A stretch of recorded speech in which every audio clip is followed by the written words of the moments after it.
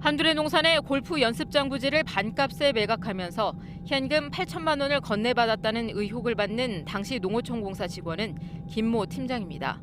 그런데 취재팀은 김 전 팀장의 한 인척이 한두레 농산 측과 맺은 주식 계약서를 입수했습니다. 법인이사 2명이 진모 씨에게 주식 2억 원어치를 판 것으로 돼 있습니다. 매입 당사자인 진 씨는 법인으로부터 뒷돈을 받았다는 의혹이 제기된 김 전 팀장의 처남입니다.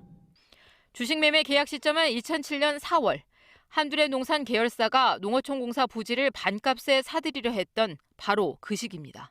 그 팀장님 처남분 이름으로 한두레 농산 주식 계약서가 또 있더라고요. 뭐예요? 그런 거요? 예. 그런 거 처음에 설령 그런 거 잘 모르겠어요. 어때서 기억도 못 하겠고. 한두레 농산과 계열사 4곳이 2005년부터 5년간 작성한 내부 회계장부에서는 공직사회에 대한 전방위 로비 정황도 나옵니다. 장부에는 광주시와 광주 광산구청 공무원, 농어촌공사 일부 직원들의 이름, 직책과 함께 30만 원에서 3천만 원까지 금액이 적혀 있습니다. 돈을 전달한 장소인 듯 시청 주차장과 금호지구, 수협 앞 등 특정 장소도 자세하게 기록돼 있습니다. 지출 항목에는 공무원 휴가비나 일반 경비, 심지어 노트북 구입비나 농어촌공사 직원 가족의 소득세라고까지 적혀 있습니다. 네, 이걸 100점을 다 유통공사에 준 것이 아니라 10점은 시에다가 권한을 줘요. 그래서 과장을 관리를 좀 하셨다 그 말씀이시죠? 네네. 그렇다면 이런 뒷돈은 어떻게 마련했을까? 회계장부에는 가지급금, 다시 말해 임원들이 회사 돈을 빌려간 것으로 적혀 있습니다. 뒷돈을 마련하기 위해 허위로 지출 항목을 적는 회계 부정을 저지른 것이 아니냐는 의혹이 제기됩니다. 현금 있는 것처럼 해가지고 유용은 많이 있죠.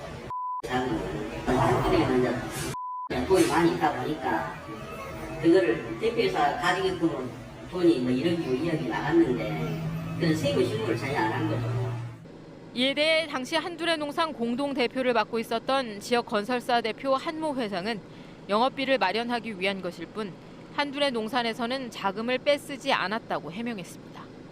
영업비가 활동비가 하면은 그때그때 필요한 활동비는 영수증 처리를 하잖아요. 현금 처리하는데 예를 들면 합쳐갖고 매덕되는 것을 어떻게 해서 영수증 처리해서 없애겠어요.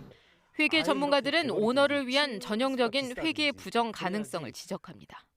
회사의 어떤 뒷돈 거래라든가 그리고 인허가 과정에서의 밝힐 수 없는 거래, 부당한 거래 이런 것들을 회사의 장부에 나타날 수는 없으니까 이걸 단 한 줄 가지급금으로 나타내버린 거죠. 뒷돈과 회계 부정 의혹에 대해 한두레 농산과 건설사 한 회장은 어떤 입장도 밝히지 않았습니다.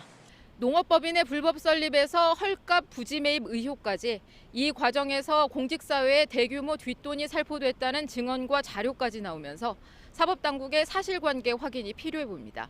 KBS 뉴스 김효신입니다.